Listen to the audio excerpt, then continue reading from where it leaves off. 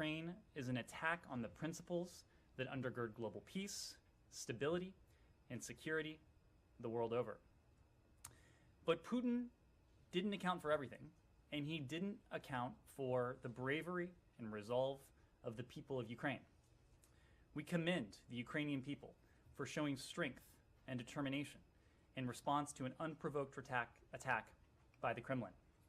We have seen Ukrainian soldiers demonstrate incredible bravery in the first day of self-defense, shooting down Russian aircraft, firing at tanks, and holding many of the positions while under violent assault. The Kremlin continues to use disinformation, including false reports alleging, again falsely, the widespread surrender of Ukrainian troops. Moscow is resorting to outright lies in an effort to weaken the resolve of Ukraine's military and of its people. We are also witting of reports that the Russian Federation plans to threaten to kill the family members of Ukrainian soldiers if they do not surrender. These tactics are classic intimidation. They are synonymous with the Kremlin. They are unacceptable. This isn't the first time, of course, Putin has decided that his country can attack another country with impunity. Moscow's further invasion of Ukraine is part of a pattern of the Kremlin's of destructive behavior. The Russian Federation, of course, invaded Georgia in 2008. It continues to occupy territories within Georgia's borders, and for decades, it has stationed troops in Moldova without host government consent.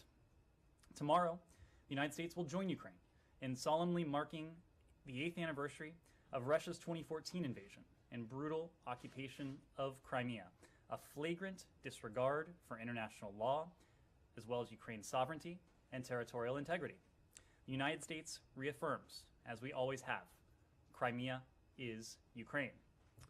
The Ukrainian people have known 30 years of independence, and while building their democracy, they have shown relentless and inspiring pursuit of liberty, of peace, of security, of human dignity, and they continue to show that they will not go back in time. As we approach the 7th anniversary of the brutal murder of Boris Nemtsov, we are reminded that many Russians disagree with Putin's brutal and imperialist tactics and policies. The citizens of Russia who are peacefully protesting, including in Putin's own hometown and in dozens of other cities across the Russian Federation, are rejecting his violence against the people of Ukraine. We deeply respect them. We respect their bravery. We respect their heroism. They are out in the streets demanding that Russia's government, their government, stop this unprovoked and unjustified war. We've seen leading Russian journalists denouncing Putin's war of choice. We have heard of Russia's mothers concerned about the reckless deployment of their sons to a needless war. These courageous people of conscience in Russia persist. They persist despite the Kremlin's reinvigorated crackdown. This, too, is classic from Putin's playbook. Whenever challenged by people, his own people, speaking truth and opposing views, his tactic is to silence them. The people of Russia, as we have said time and again, are not our enemy. We hold President Putin and his cronies responsible for this war, not them. We join you in saying no to war. Niet vnia. President Biden has said from the start of this crisis, if President Putin chooses to invade, the cost to Russia will be immediate and profound. To its financial system, to its economy, to its technological base, and to its strategic position and ambitions, as well as its reputation in the world. And the world has now witnessed that Putin has made a choice. He rejected diplomacy, he has chosen war, and President Biden has announced our response. To be clear, this is not the outcome we wanted. This is not the outcome we sought to prevent. It's both a tragedy for the people of Ukraine and a choice Putin made that he has decided for the people of Russia. This is a choice that has been decided for them, not by them. Putin's war of choice has required that we follow through on imposing the massive consequences and severe costs, and that we ensure his flagrant violation of international law will be a strategic failure. We stand united with our NATO allies and partners in Europe and around the world, and confronting the Russian government and holding President Putin and those around him to account. Thanks, Ned. I just want to, I think you might have misspoken. This is the outcome you sought to prevent, right? This is the outcome that we sought to prevent. Can I ask you, this may be already kind of OBE, but, you know, there was this proposal, the Chinese and the Chinese proposal the Russians seem to have picked up on, at least for an hour or so, about talks between Russia and Ukraine happening in Minsk. I know the Secretary spoke to Foreign Minister Kuleba today. What's the U.S., what's your thinking about the efficacy of such talks? Well, Matt, you've heard us say before that over the course of several weeks leading up to the events that we've seen recently in Ukraine, the assault on Ukraine, its sovereignty, its territorial integrity, and really its people, that Moscow engaged in a pretense of diplomacy. That was before the invasion started. Now we see Moscow suggesting that diplomacy take place at the barrel of a gun, or as Moscow's rockets, mortars, artillery target the Ukrainian people. This is not real diplomacy. Those are not the conditions for real diplomacy. We and our allies have called for a real diplomatic solution from day one. President Zelensky, for his part, has repeatedly reached out to President Putin, but his outstretched hand at every turn was met now by silence and now bombs. If President Putin is serious about diplomacy, he knows what he can do. He should immediately stop the bombing campaign against civilians, order the withdrawal of his forces from Ukraine, and indicate very clearly, unambiguously to the world that Moscow is prepared to de-escalate. We have not seen that yet. So you don't think it's a good idea? We have not seen any indication that Putin is prepared to de-escalate. We have not seen any indication that he is willing to create the conditions in which diplomacy can succeed. Just to put a super fine point on it, it is not the question of the it is not a question of the venue. You know, if the same talks without some kind of significant change from the Russians, you don't think talks anywhere. This is a question that is much more fundamental than the venue. This is a question of whether diplomacy can succeed under these conditions. We do not think it can. Okay. Then just secondly and finally for me, Finland and Sweden were invited to participate in this NATO meeting in Brussels earlier today.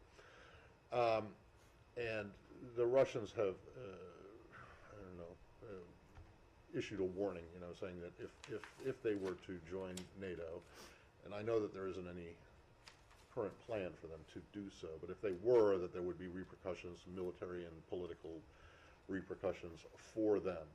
Now, I'm not going to ask you whether the U.S. would encourage or support Finland or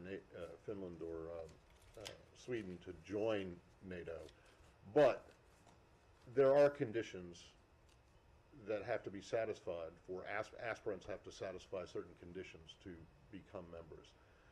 Do Finland and Sweden currently, as they are now, meet those conditions for membership? That is a question, Matt, for NATO, but there is a more fundamental question that your question actually gets at, and that is really what is at stake in this conflict. We have made the point before that Ukraine is a valued partner of the United States. Its people are partners of the American people, but this in some ways, in many ways, is bigger than a territorial conflict between Russia and Ukraine. It is bigger because these are about the foundational principles that for 70 years now, since the end, over the course of 2 world wars and since the end of the Cold War, principles that have undergirded and really fueled unprecedented levels of stability, of prosperity, of security the world over, in Europe, Indo-Pacific, and everywhere in between. That is what Putin is threatening. In addition to the territorial integrity of Ukraine, the people of Ukraine, the government of Ukraine, what Putin is threatening is this rules-based international order. And one of the central precepts of that rules-based international order is the foundational truth that every country should be free to determine its own policies, its own domestic policy, its own foreign policies, its partnerships, its alliances, its associations, its aspirations. That is what Putin has sought to trample on in Ukraine. It is what, if we are to listen to at least this bluster, we may be led to believe he wants to trample on beyond Ukraine. I get that, but that's not, my question is about Finland and Sweden. It's not about what Putin's policies are. You know, Ukraine has made it very clear that it wants to, or the current government of Ukraine has made it very clear that it wants to join NATO, and NATO has said, no, you're not ready yet. And what my question is if, and I know you're not going to want to answer a hypothetical, but if you're going to say no, that, I mean, do Finland and Sweden meet the criteria for NATO membership? So first, should they apply tomorrow? Would they have to, you know, would they have to do, you know, are they democratic enough? So do they, you know, uphold human rights? Do they? So let me make 3 points. It is up to Finland and Sweden to determine for themselves if they wish to join NATO or any other alliance. It is our firm position that, and a firm position of the NATO alliance, that NATO's door remains open to all eligible aspirants. And 3, ultimately, if a country does aspire for NATO membership, that's a decision for NATO, not for any other country. I just want to know, which would the United States support? You don't support Ukraine's membership in NATO right now. Matt, you yourself have just said that neither Finland nor Sweden have indicated that they aspire to join NATO. So that's why I tried to couch the question whether they would currently meet the criteria to become I am going to let Finland and Sweden speak for themselves. Yes, Vivian. Thanks, Ned.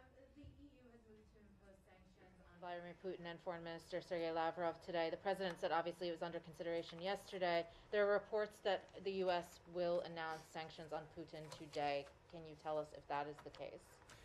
As you heard from the president yesterday, all options are on the table. All options means all. All means all. We are looking closely at additional options that may apply appropriate pressure to the Russian Federation, to President Putin, to those around him. But any additional measures would join a litany of steps that, together with our EU allies, with Australia, with Canada, with Great Britain, with New Zealand, and other countries, we announced yesterday that constitute the strongest, most consequential set of sanctions and other economic measures ever imposed. And the fact that they are responsive to this brazen, brutal, unprovoked aggression on the part of Russia against Ukraine speaks to their strength and why that strength was and is necessary. So any additional measures would complement the fact that we announced yesterday that now all 10 of Russia's largest bank, which hold 80% of the assets in Russia's banking sector, are now subject to these measures. The export controls that we have the Department of Commerce, to be specific, imposed yesterday now block the import of some 50% of the strategic imports that Moscow would need for its strategic positioning, its strategic ambitions. The fact that the Russian government is now cut off in terms of its sovereign debt from Western financing. The fact that elites around President Putin are now sanctioned and subject to those attendant restrictions. Any additional measures, and again, we have said that if President Putin continues to escalate, we will do the same, but any additional measures would join that long litany of steps that already constitute the strongest, the most decisive response that the United States, and together with our allies and partners, have ever mounted. Humar. So I have a couple of follow-ups on both of those issues, but before, please indulge me. Foreign Policy magazine first reported this about locally employed staff working in Ukraine and how they're seeking U.S. help. So what is the plan for them? How many people are we talking about? And what is your assessment? Do you not think you have an obligation to these people? Humaira, the Secretary and others from here have been in regular touch with the Embassy Kyiv community, and that, of course, includes our locally employed staff. You've traveled with us.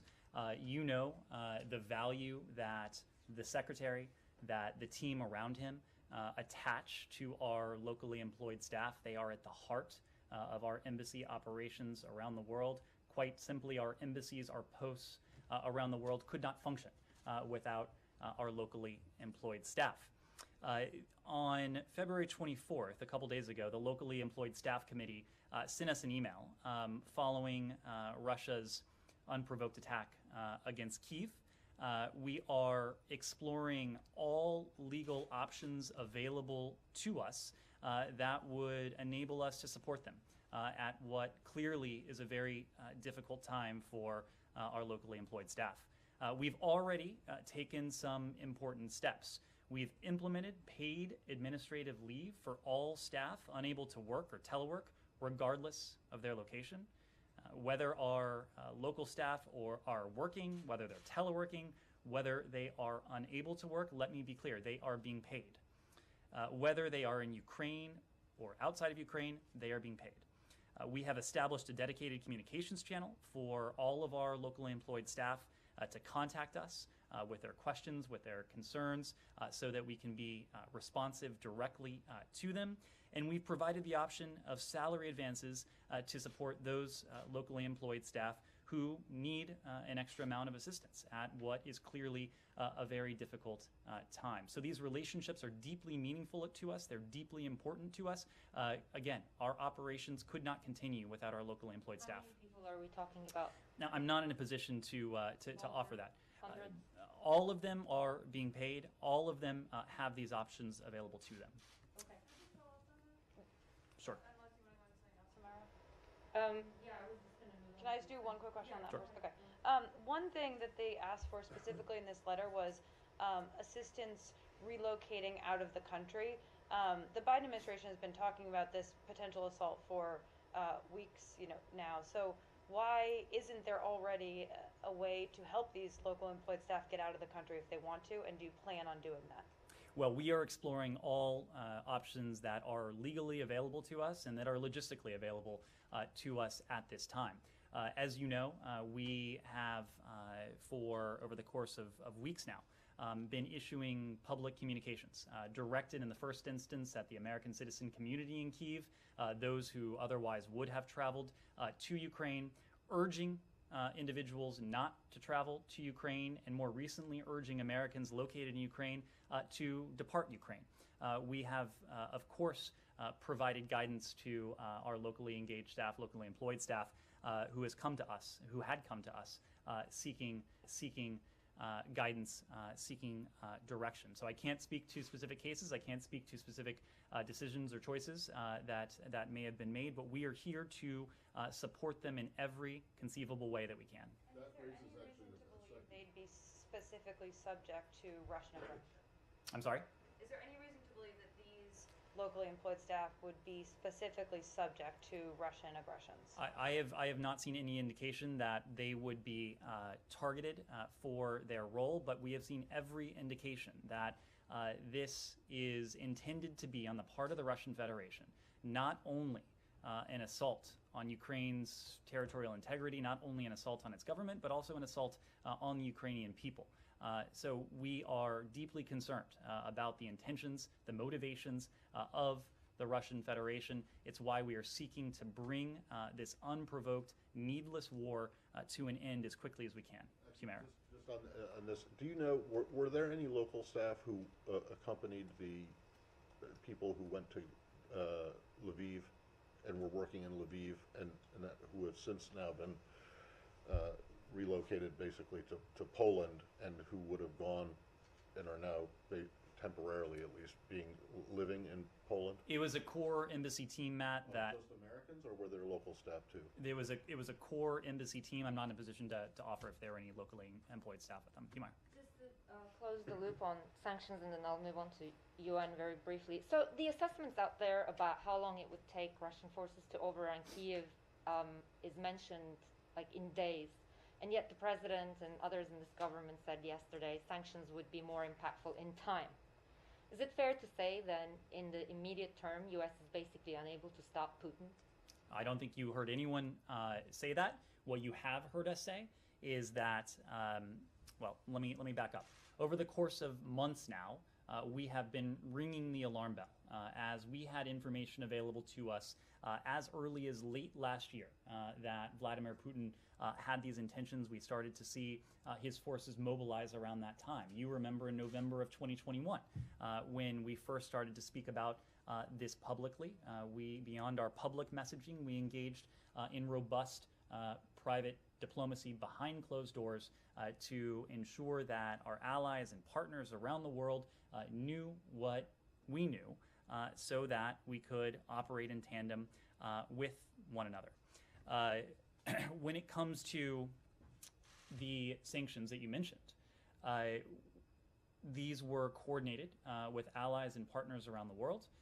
Part of what gives them the bite, the heft that they have, is that these were not just measures that were introduced by the United States, but also by the European Union. It doesn't matter how many people, how many countries introduce that. It's a matter of time. And we're talking about days, and President openly said that they don't have the days. But you will look, if you see what has transpired in the Russian marketplace over the course not only of recent days, but of recent weeks. The threat of these massive consequences have pushed the ruble to its lowest levels in years, pushed the Russian stock market, pushed down investor sentiment, and have made clear that these measures have tremendous bite. And we saw that yesterday when these measures were introduced. So what is true is that these measures are designed to garner strength, to garner momentum over time. But with their immediate introduction yesterday, on top of the measures that we imposed on Monday in response to President Putin's recognition of these so-called republics in eastern Ukraine, you have seen that there has been an immediate effect. There has been an immediate bite. My final one is on UN. The vote is delayed for an hour. Do you know why? I do not. You would need to Are you ask the UN. confident you've got UAE and India to vote yes? We are confident that the Russian Federation will be shown to be isolated on the world stage. We are confident that our partners, that our allies around the world will stand in very clear, very stark opposition to this aggression, to this assault on Ukraine's territorial integrity, to its independence, to its sovereignty. We have every expectation that message will emanate loud and clear from this UN session. All your partners, including India and UAE. We have every expectation that message will be loud and clear to the Russian Federation, unambiguous to President Putin. Yes? Can I follow up on something that you said when you were speaking with Matt? You said if you were to listen to the blunder of President Putin, you might believe he was willing to go beyond Ukraine. Do you have reason to believe that that is the case? President Putin knows, because we have stated very clearly that our commitment to NATO's Article 5, an attack on one is an attack on all, is as vibrant, is as sacrosanct as it was at NATO's founding some 7 decades ago. You heard the president say again yesterday that we will fight for every inch of NATO territory. That is a message that we have made very clear in public. It is a message that we have conveyed very clearly in private. I have no doubt that message has reached President Putin. One separate question. I want to do a follow-up. Is there anything specific to indicate? The NATO Secretary General said today that there are indications that the Kremlin's objectives span beyond Ukraine. Is there anything to suggest from the U.S.'s perspective that they do? Well, what we have seen from President Putin, not only in recent days, but in recent years, is his desire to go back to an era that has long since passed, an era in which spheres of influence are acceptable, an era in which large countries can bully small countries, an era in which might equals right. That is an era that should have ended, certainly with the fall of the Berlin Wall, certainly with the end of the Cold War. But of course, President Putin has other desires, other aspirations. It is our task to reinforce the rules that have, again, governed the international community over the course of some 70 years, but certainly in more recent years since the end of the Cold War. Abigail. Can you give us any update on your efforts to help Americans who are still in Ukraine? I know you are always hesitant to give exact numbers, but do you have any further indication of how many Americans have crossed over the border into Poland, for instance? So, as you've heard us say, we don't have precise figures in any country around the world of the number of Americans who are present in a foreign country at any given time. And you know those reasons well. We don't track Americans. We don't require them to register. We don't require them to unregister when they leave a country. In the case of Ukraine, however, we did have an estimate, and we do have an estimate, dated from October of last year of Americans resident in Ukraine. At the time, October of 2021, there were 6,600 Americans resident in Ukraine by our estimation. And that estimation was based on data from our Ukrainian partners. It was based on data that was available to us as well, including data from local organizations. That same month, October of 2021, is this very same month that we started warning Americans not to travel to Ukraine. Those warnings were later superseded by clear and consistent encouragement to Americans to leave the country, and most recently, warnings that Americans should leave the country. So since October of 2021, we have seen a sweeping shift in the advice and guidance we have provided to Americans who either sought to travel to Ukraine or Americans who might have been resident in Ukraine. So while we don't have a firm number of Americans who are there, we have good reason to believe, and I think all of you have good reason to conclude, that the number of Americans in Ukraine now is far lower than 6,600. What we have been doing over the course of weeks now is communicating with Americans who are located in Ukraine, asking them to be in touch with us, providing us their contact information so that we in turn can provide them specific, tailored guidance about what they should do to depart the country. We have done so in the context of commercial air travel when that was available, and now more recently we've provided specific, consistent guidance on how Americans can travel overland to leave the country, including offering them specific advice as to which border crossings to go to so that they can travel from Ukraine into Poland with ease. We've conducted diplomacy with our Polish allies to make sure that Americans need not provide any sort of advance notice when they seek to travel from Ukraine into Poland. We've set up a welcome center on the Polish side of the border with representatives of the State Department there to offer them any advice, any forms, any guidance they may need to complete their onward travel. So we've been in regular, consistent touch with Americans who are in Ukraine and Americans who have made that travel into Poland. Yes, sir. Ned, if I may, I'd like to follow on sanctions. So you mentioned those additional measures means additional sanctions, but what might be the trigger? What might trigger them? So what else are you waiting from Moscow? Moscow is bombing Kyiv and other Ukrainian cities. I have the moral right to tell about this. I'm not speculating because my family spent this night in the shelter. So what else might happen? And just to push administration to apply the additional sanctions. And secondly, if I may, there are a lot of talks in Ukraine about the possibility of some kind of talks with the Russians. President Zelensky told about this in his statement that maybe America and United Kingdom may back in Ukraine in those conversations. So what's your message to Ukraine? Do you think that it's necessary right now or it's the wrong way? Thank you. Thank you. So we do believe that diplomacy is the only responsible way to address this. That was our belief prior to the start of the Russian invasion. It is our belief now that the Russian invasion and assault on Ukraine has begun. At the same time, we want to see diplomacy conducted in a context and an environment in which it can succeed. Our concern had been, prior to the Russian invasion, that, again, Moscow was using the so-called pretense of diplomacy, pretending to take part in serious diplomatic discussions, having these staged, highly choreographed meetings of the National Security Council, where President Putin would instruct his lieutenants to engage in diplomacy only as he continued to amass his forces. Now we see offers of diplomacy at the barrel of a gun. We see these offers as tanks continue to roll across the border, as your fellow countrymen, your fellow countrywomen remain subject to unimaginable levels of violence and brutality by the Russian Federation. We want to make clear to President Putin that diplomacy by the barrel of a gun, coercive diplomacy, is not something that we are going to take part in. It is not something that will bring an end to this conflict in a real, genuine, and sustainable way. We do want to see diplomacy succeed.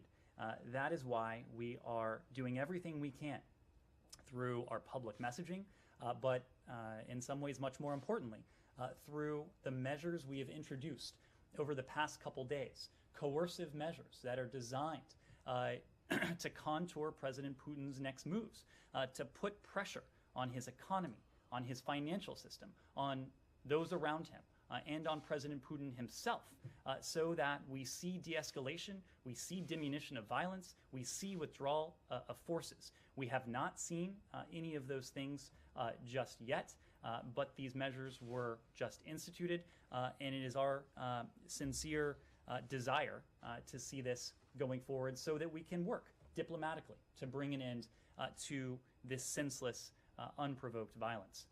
In terms of sanctions, as we've said, we have instituted the most biting, the most crippling, the most devastating set of sanctions together with our allies and partners that the world has ever seen.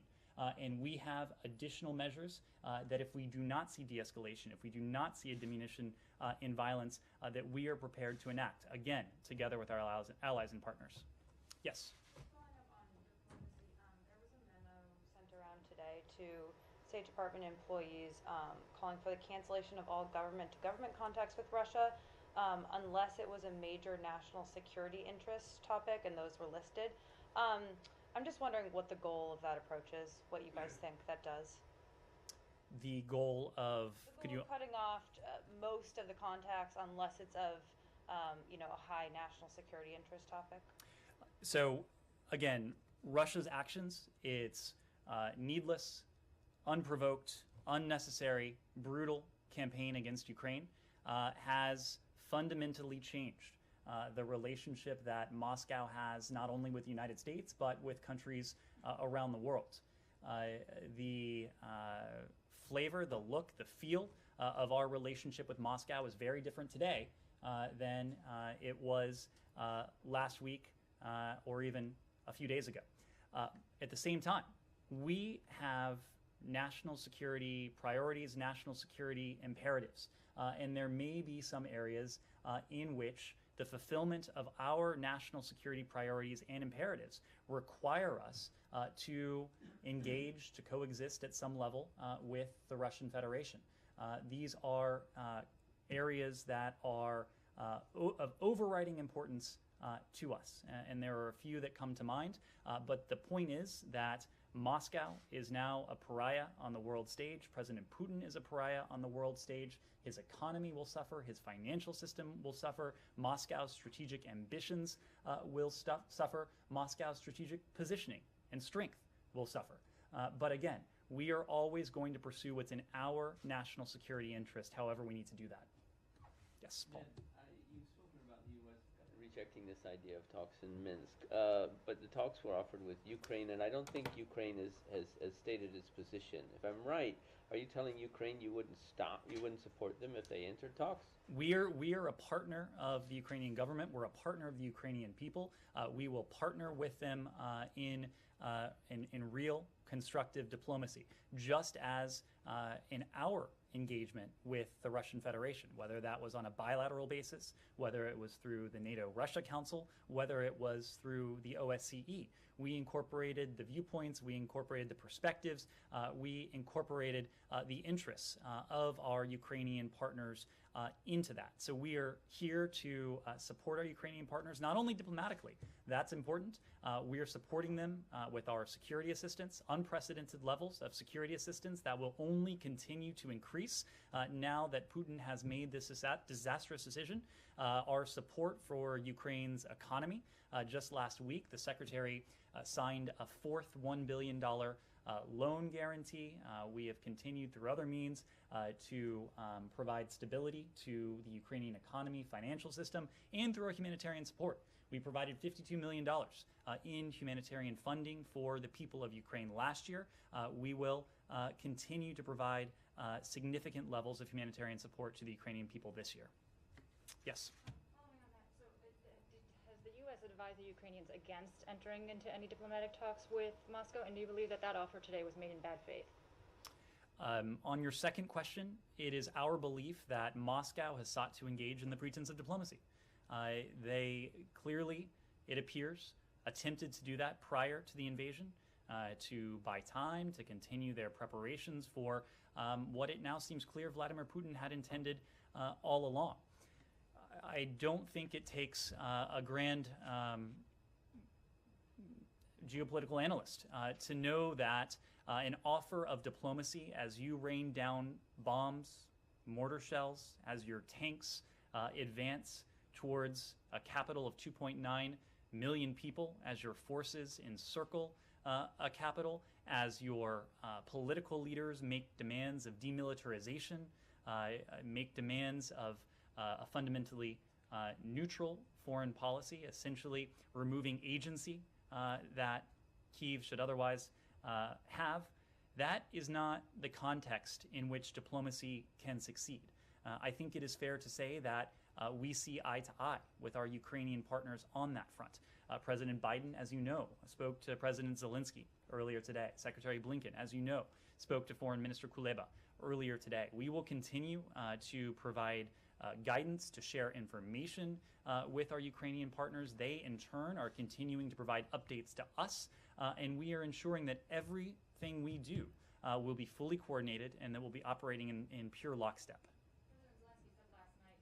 To Western interlocutors that it might be the last time that he's seen alive. Is the U.S. in any discussions with the Ukrainian government about securing their safety, either moving them outside of the country or otherwise? Have the Ukrainians made such a request or the U.S. made such an offer? We are in constant discussion with our Ukrainian partners. Again, the President today, the Secretary today, the Secretary a couple days ago spoke to Foreign Minister Kuleba. A couple days before that, he spoke to Foreign Minister Kuleba, and that's only at the senior-most levels. At working levels, we have been in regular contact with our Ukrainian partners about the challenges they're facing, about the ways we will continue to support them, their security needs, their humanitarian needs, their economic needs, their political needs. But I wouldn't want to characterize it beyond that. Yes? The President Zelensky also made an appeal for a no-fly zone. Is any consideration being given to that? We are in regular dialogue, as I said, with our Ukrainian partners. We are looking at a range of ways we can continue to support them, but I wouldn't want to go beyond that. Lalit. On the halt in the bilateral talks with Russia, can you give us a couple of examples of issues that are of such significant national security interest that they will continue? Well, I'll offer one at least. Of course, it remains in our interest to see to it that Iran is never able to acquire a nuclear weapon. The fact that Russia has now invaded Ukraine should not give Iran the green light to develop a nuclear weapon, to weaponize, to move towards the point at which it can quickly acquire a nuclear weapon. It remains as in our interest today to deny Iran that ability than it was on Saturday. Lalit. Wait, hold on. Okay, that's one, but you know the list that I saw includes the Arctic Council. It includes climate change talks. Is there anything significant that, like, does it include the strategic dialogue? We have no plans to take part in another strategic dialogue at the moment. At the moment. At the moment. And again, all of this stuff is suspension. It's not permanent. So should Russia change its point, its course, these would resume. Much like sanctions, these are a means to an end. What we are trying to do is to change on an urgent basis Moscow's behavior to bring this violence to an end, to bring this conflict to an end, to bring the suffering that Russia is inflicting on the Ukrainian people to an end. Lalit. I want to ask you about India-US relationship in the context of the Russian-Ukrainian crisis. You know, India has a strong relationship with Russia and so has with the United States as well. Has the Ukrainian crisis strained India-US relationship? We have a broad strategic partnership with India. As you know, we had an opportunity to see our Indian counterpart, Foreign Minister Jaishankar, in Australia just the other day when we were in the Indo-Pacific for a meeting of the Quad. What we have done, including in the context of the bilateral discussion we had with Foreign Minister Jaishankar in Melbourne, was to share our fervent belief that countries around the world, especially those countries that have a level of influence, of clout, of leverage with the Russian Federation, needed to use that to good effect, needed to use that to protect the rules-based international order, again, that have worked to the benefit of the United States, that have worked to the benefit of our European allies, that have worked to the benefit of India, and, quite frankly, have worked to the benefit of the Russian Federation over the course of some 70 years. We share important interests with India. We share important values with India. And we know India has a relationship with Russia that is distinct from the relationship that we have with Russia. Of course, that is okay. What we have asked of every country around the world is that they use that leverage to good effect to uphold those norms, those rules that have been at the center, again, of unprecedented levels over the past 70 years of security, of stability, and prosperity. And you believe that India has that influence or leverage over Russia? Well, India has a relationship with Russia that we certainly don't have. India and Russia have a relationship, including in the defense and security sector, that we don't have. And again, we have asked every country that has a relationship, and certainly those countries that have leverage, to use that leverage in a constructive way. I have one more question on Pakistan's Prime Minister Imran Khan was recently in Moscow when Russia attacked Ukraine. This is the first time in 20 years a Pakistani Prime Minister have visited Russia. Do you see realignment of forces there? Well, I will leave it to our Pakistani partners to speak to their position on this. What I can say is that we communicated to Pakistan our position on what was then the threat of a Russian invasion and what is now the ongoing Russian invasion against Ukraine. Just as India does, Pakistan knows precisely where we stand on this. These are, again, rules, norms, guidelines that benefit India, Pakistan, the United States, and Russia as well. Yes, sir. Thank you. I have a follow-up on Minsk talks and a broader point about the conflict. Has the United States been explicitly asking the Ukrainians not to take part in the proposed talks? We have been in regular contact with our Ukrainian partners. We want to see diplomacy. We want to see diplomacy succeed. And we want that precisely because only through diplomacy can we bring an end to this needless, unprovoked, brutal conflict, and only through diplomacy can we save lives on a sustainable basis. So first and most important, we want to see diplomacy. We want to see diplomacy succeed. A corollary to that, we want to know that Russia is actually interested in genuine diplomacy. It now appears quite clear that Russia was not and has not been interested in genuine diplomacy. They were interested in the pretense of diplomacy. As I said before, in the context of the ongoing invasion, diplomacy at the barrel of a gun, that is not genuine diplomacy. That is coercive diplomacy. That is coercion with the guise of diplomatic niceties. That is not something that can bring an end to this conflict in a way that we know it must end. And my broader point, if I may, why do you think this military operation is taking place? Is this because the Russians are so inherently evil that they woke up one day and decided to attack a neighboring country or is it because of some broader and deeper roots that needs to be addressed? Like, for instance, the international security architecture doesn't work in its current form. You'll have to ask that question of President Putin. Only he can give you a good answer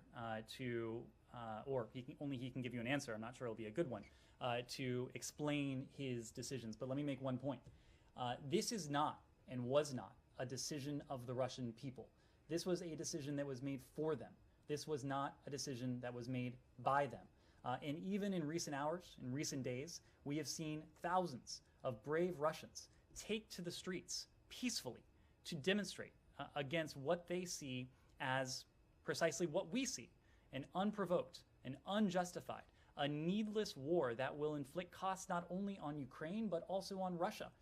The fact is that Russians are unlikely to see their countrymen come back in body bags because Putin controls just about every instrument of communication, every mass media, every element of the mass media.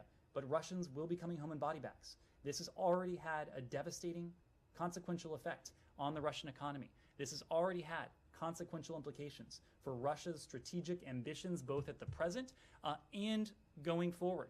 So this is not a decision, judging by what we're seeing from the Russian people themselves, that they wanted to see. This is not a decision that many of them support. The American people, the United States government, we are standing on the side of those Russians who are peacefully taking to the streets to voice their concern, their criticism, their, in some cases, deep condemnation of what is going on, and to exert the rights that are as universal to them as they are to anyone anywhere else. They are doing this in the face of continued crackdowns against the exercise of these same, very same universal rights. This is, just as we have said, of so many other tactics, straight from Putin's playbook. The fact that dissent of this nature, peaceful protests, peaceful demonstrations are quashed and crushed in short order, that is symptomatic of a deep-seated insecurity on the part of President Putin, of those around him. So I want to be very clear that even though this was a decision, a reckless, brutal, costly decision by President Putin and his lieutenants, we are under no illusions that this has the support of the Russian people. And in fact, we're seeing the Russian people indicate very clearly, many of them, that this is something they reject. Can I have one more? Sure. Would the United States like to see a resumption of talks on Euro-Atlantic security and maybe even talks with China about the international security architecture overall, to maybe try and update it or overhaul it as necessary? So I'll make 2 points. Prior to the onset of this needless war, we had made a genuine, good faith offer together with our allies and partners to discuss with the Russian Federation certain areas where we thought we could make progress on a reciprocal basis. These would have been discussions about, just as you said, broader European security architecture, the placement of offensive missiles in Europe, arms control protocols, arms control agreements, steps when it comes to stability, transparency as well. That was very much on the table. The Russian Federation, again, engaged in this pretense of diplomacy with us. There was an exchange, as everyone knows by now, of written proposals, written responses. There were high-level meetings, all of which culminated in what we've now seen, the Russian invasion of Ukraine, perhaps an invasion that was planned all along. That is not our near-term priority. Our near-term priority for diplomacy going forward is to bring, as quickly as possible, an end to this needless violence, this brutality that the Russian Federation is directing against the Ukrainian state, against the Ukrainian government, and against the Ukrainian people. That is our near-term focus. Can I go back to the bilateral talks just for a second? Because I think I asked the wrong question. I should have, instead of asking you what is exempted, because I've seen the list of exemptions, and it's frankly huge. Can you give us an example of the kinds of talks that now are no longer going to take place? You're asking me to... Well, I mean, are we talking about cultural exchanges or what? I mean, because if Matt, you look at the list of stuff that's exempted, you start with the JCPOA, you go to climate, you go to COVID, you go to anything having to do with consular affairs. What you will see... go to anything that the seventh floor thinks is significant enough, which could be anything. So I'm just wondering, what is it? You will that is- see. do You will have see. the Arctic Council in there. You will have see every single. You will see a focus on our core national security interests. Yeah, but every international organization, you know, contact with the Russians at every international organization is carved out. It's exempted from this. Matt, I'm not sure this I'm question. going from the ICAO to the Arctic Council to the OSCE. To We are going to pursue. No, I know. So what has been banned or halted because of this directive? We are going to pursue what is in our national security interests. Some of the things you just listed are fundamental to our national security interests. Just because Russia has taken this action doesn't mean that we should stop caring about our own security, the well-being, the welfare, the safety, the security of the American people. You've seen for yourself at least what purports to be a list of areas where we need to engage, we might need to engage to pursue those core national security interests. I will leave it to your well-informed imagination what might not meet that criteria. I'm just wondering, can you point to something specific that is now no longer able to be talked about with Russians bilaterally because of this? Because it just seems like almost everything that one can imagine, except for, I don't know, licensing for artwork to come to be loaned to a museum the Russian, is included. The is unprovoked Russian invasion of Ukraine has contoured, has changed our bilateral relationship. So, I understand that. please, Vivian. About what talks? Arms talks. So- Are they off the table completely now? At this point, we do not have any plans for the next iteration of the Strategic Stability Dialogue. Arms control is an area, whether it's in the context of the JCPOA, if you want to consider that an arms control agreement, or the fact that the United States and the Russian Federation have the two largest nuclear arsenals on the planet. It would remain in our national security interests to see to it that nuclear material, nuclear warheads, that nuclear stockpiles remain under control, in the positive control of the Russian Federation, that stockpiles that remain, that nuclear arsenals remain small as possible. Certainly, arms control is something that will continue to be in our national security interest, but we don't have another iteration of the Strategic Stability Dialogue planned. I have a specific thing on that. So today, in London, they canceled the performance of the Bolshoi Ballet. Yesterday, the Kennedy Center canceled the performance of a Russian ballet. Are cultural exchanges or commercial cultural visits now off the table in the U.S.? I don't want to be categorical about it. Again, this is not a decision that was taken by the Russian people. This was a decision. But, I mean, this is still, I understand that. I'm sorry to interrupt, but I understand that the Russian people didn't do this. But still, is the U.S. Will the U.S. be blocking this? I mean, you've had a member of Congress, a Democrat, who suggested that Russian students should be expelled from U.S. schools and expelled from the U.S. So, are we going that far that we're not going to allow Russian cultural visits? We are exacting costly consequences for President Putin, for those around him, for the Kremlin, for the Russian government. Our goal is not to punish the Russian people. Our goal is to stand with the Russian people, many of whom are taking to the streets in protest of this war that has the potential to devastate their country, their economy, their society as well. So again, I'm not prepared to tell you today precisely what will be canceled, whether the Bolshoi will be coming to Washington within the next several days or several weeks. What I can tell you is that we are going to continue to exact costly consequences for the Kremlin, but we will continue to stand up for the universal rights of the Russian people. Should you go ahead and follow suit, not you personally, but Treasury or whoever is going to be announcing the EU sanctions that were introduced today against President Putin and Foreign Minister Lavrov? I just want to be clear, would that complicate any communication between the President and the President, or the Secretary and the Foreign Minister, or any meetings? So you've just posed a hypothetical wrapped in a hypothetical, so it's a little bit difficult for me to for me to answer that. And I appreciate the breaking news updates from Reuters. Should we ask again in 10 minutes? Hopefully I'll be out of here in 10 minutes. What I would say is that we will always keep the door open to diplomacy. Okay, we would not do anything that would shut the door to genuine diplomacy. Okay, so such talks would be ones that are like you're not gonna extract anything else from me on this front at this time, at least. Dimitri. Sure. You announced, I mean, the State Department has announced recently the expulsion of the Russian DCM. From your point of view, it's a response to what the Russians have been doing. The Russians are saying pretty much the same thing.